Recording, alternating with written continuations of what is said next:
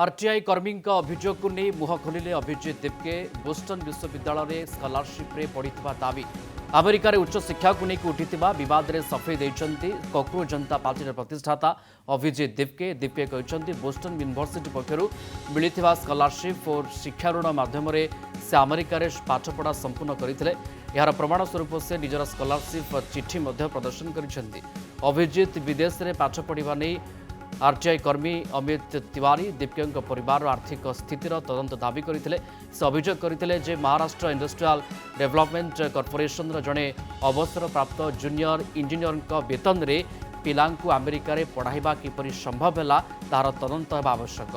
अभिजित को विदेश फंड मिली कि नहीं तापर तदंत करने को दाबी करते जहाँपर स्पष्टीकरण रखिंट अभिजित तेबे आगामी दिन में सीजेपी किपरि परिचालित होगा प्रश्नर उत्तर में दीप्के कहते आगामी दिन में जनसाधारण क्राउड फंडिंग माध्यम अर्थ संग्रह कर समस्त आर्थिक कारबार संपूर्ण स्वच्छता रखा के जी जो थे वो जूनियर इंजीनियर के पोस्ट पर वहाँ पे एमआईडीसी में कार्यरत थे। तो अगर उनकी 60-65 हज़ार की सैलरी थी, उसमें अपने बच्चों को अमेरिका पढ़ाना, क्योंकि अमेरिका में 30 लाख से लेकर के 1 करोड़ तक का साल भर का खर्च आता है। तो इतना बड़ा खर्च कहाँ से निकला?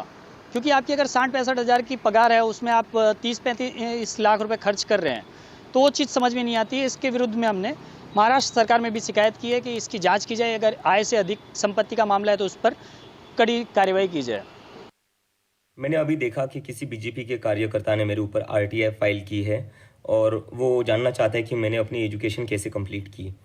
तो मैं उनसे पूछना चाहता हूँ, क्या आपके नेता अपनी डिग्री दिखाएंगे? मैं अपना स्कॉलरशिप लेटर और एजुकेशन लोन का लेटर दिखाने के लिए तैयार हूँ। क्या आपके नेता उनकी असली डिग्री दिखाएंगे? और मुझे समझ नहीं आता इन लोगों को एजुकेशन से इतनी क्या प्रॉब्लम है। अगर कोई आम घर का लड़का बॉस्टन यूनिवर्सिटी में जाकर पढ़कर आ गया तो इससे इन लोगों को तकलीफ क्यों हो रही है? आप लोग एजुकेशन के इतने खिलाफ क्यों हो? आरटीआई कर्मी अभियोग को नहीं मुह खोलिले अभिजित दिपके बोस्टन विश्वविद्यालय स्कॉलरशिप रे पढ़ा दाबी अमेरिकार उच्च शिक्षा को लेकिन उठिथिबा विवाद रे सफेई देइछन्ति कॉकरोच जनता पार्टी प्रतिष्ठाता अभिजित दिपके कहते बोस्टन यूनिवर्सिटी पक्षर मिलिथिबा स्कॉलरशिप और शिक्षा ऋण माध्यम से अमेरिकार पाठपढ़ा संपूर्ण करते यार प्रमाण स्वरूप से निजर स्कॉलरशिप चिठी प्रदर्शन कर अभिजित विदेश में पाठ पढ़ा नहीं आरटीआई कर्मी अमित तिवारी दीप्के परिवार आर्थिक स्थितिर तदंत दाबी करते से अभियोग करते महाराष्ट्र इंडस्ट्रियल डेवलपमेंट कॉर्पोरेशन जड़े अवसर प्राप्त जूनियर इंजीनियर वेतन रे पिलांकु अमेरिका रे पढ़ाइबा किपरि संभव है तार तदंत होगा आवश्यक।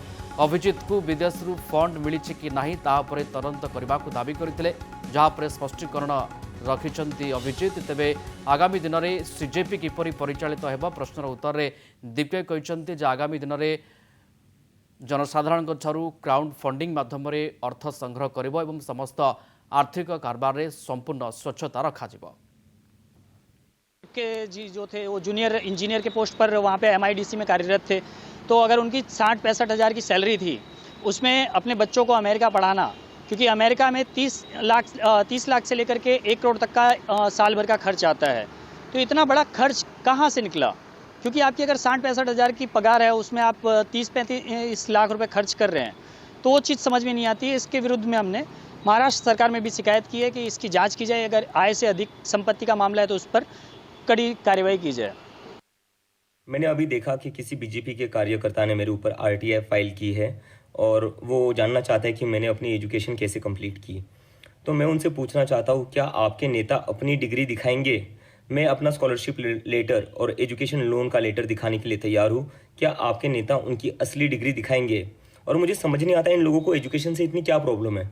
अगर कोई आम घर का लड़का बॉस्टन यूनिवर्सिटी में जाकर पढ़कर आ गया तो इससे इन लोगों को तकलीफ क्यों हो रही है? आप लोग एजुकेशन के इतने खिलाफ क्यों हो?